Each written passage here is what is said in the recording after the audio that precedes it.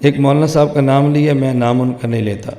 فلاں مولانا صاحب نے بیان میں فرمایا ہمیں صحابہ اور نبی پاک صلی اللہ علیہ وسلم کے دور سے کوئی مثال نہیں ملے گی، پیچھے جانا پڑے گا۔ یہ مولانا صاحب نے بالکل غلط فرمایا ہے۔ امت کے مسائل کا حل اللہ کے پیغمبر اور صحابہ کے دور سے نہیں ملے گا تو ہم نے کہاں جانا ہے؟ کہتے ہیں وہ مولانا صاحب فرماتے ہیں اس امت میں جتنا بگاڑ ہے، کمزور ایمان والے ہیں، تو اس کے لیے ہمیں بنی اسرائیل میں جانا پڑے گا، صحابہ میں نہیں جانا پڑے گا، کیونکہ صحابہ کامل ایمان والے تھے۔ بھائی یہ بات دیکھیں، صحابہ کامل ایمان والے تھے، آپ کا گلہ ہے کہ بنی اسرائیل میں جانا پڑے گا، کیوں؟ صحابہ کرام نیک اعمال کرتے تھے تو صحابہ کرام سے گناہ بھی ہوتا تھا۔ اب اگر اس امت سے گناہ ہوگا تو یا تو صحابی گناہ نہ کرتا، معصوم ہوتے، پھر تو آپ کہتے ہیں صحابہ کی بجائے بنی اسرائیل کو دیکھیں۔ جب صحابہ معصوم نہیں، ان سے بھی گناہ ہوتا ہے تو پھر صحابہ سے رہنمائی آپ کو کیوں نہیں ملے گی؟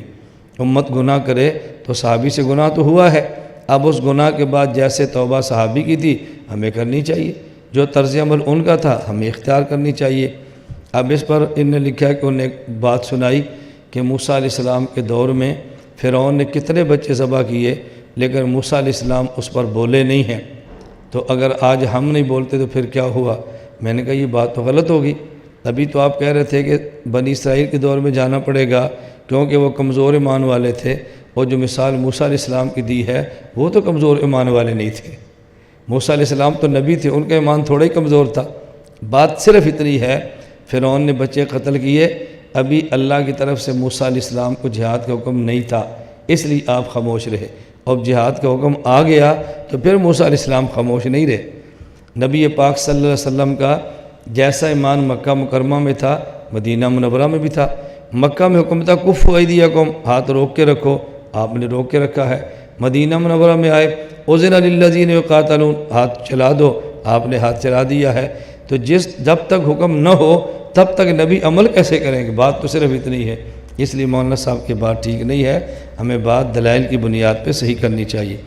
مماتی علماء توحید بہت اچھی بیان کرتے ہیں، کیا ان کی تعریف کرنا ٹھیک ہے؟ مجھے لگتا ہے چٹ لکھنے والا یا مماتی ہے اور یا مماتیوں سے متاثر ہے۔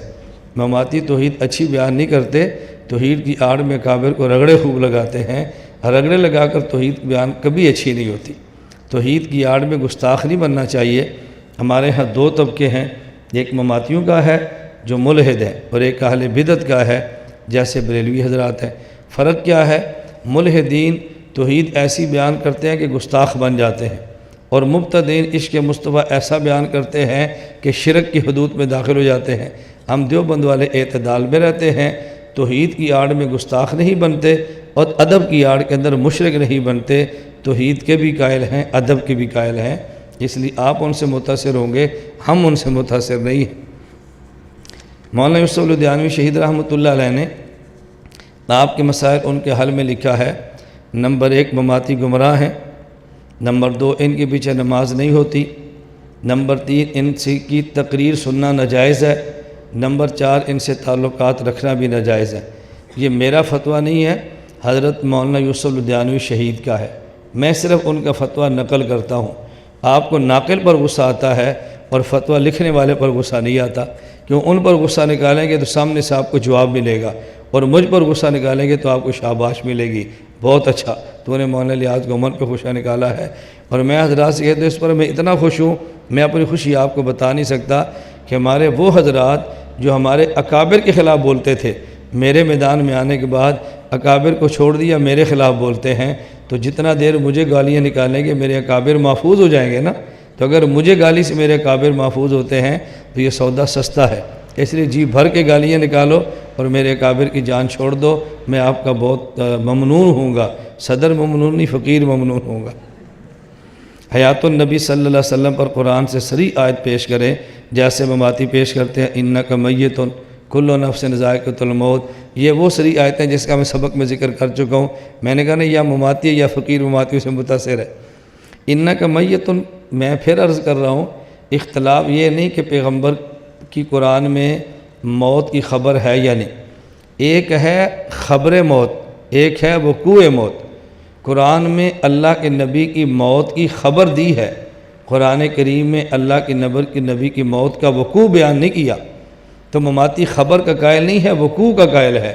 تو انک میت ان سے موت کا واقع ہونا نہیں، موت کی خبر ثابت ہو رہی ہے۔ اور ہمارا اختلاف یہ دنیوی موت کے واقع اور خبر میں نہیں ہے، اختلاف موت کے بعد حیات پھر قبر کے بارے میں ہے۔ تو انک میت دنیا کی موت پہ دلیل تو ہو سکتی ہے کہ موت آئے گی، لیکن یہ اس پہ دلیل نہیں کہ قبر کے اندر بھی موت رہتی ہے۔ اس لیے بات اچھی طرح سمجھ لیں کہ مماتیوں کی صحیح نص آپ کے پاس موجود ہو تو مجھے وہ پیش فرمائیں، آپ کا ہمارے اوپر بہت احسان ہوگا۔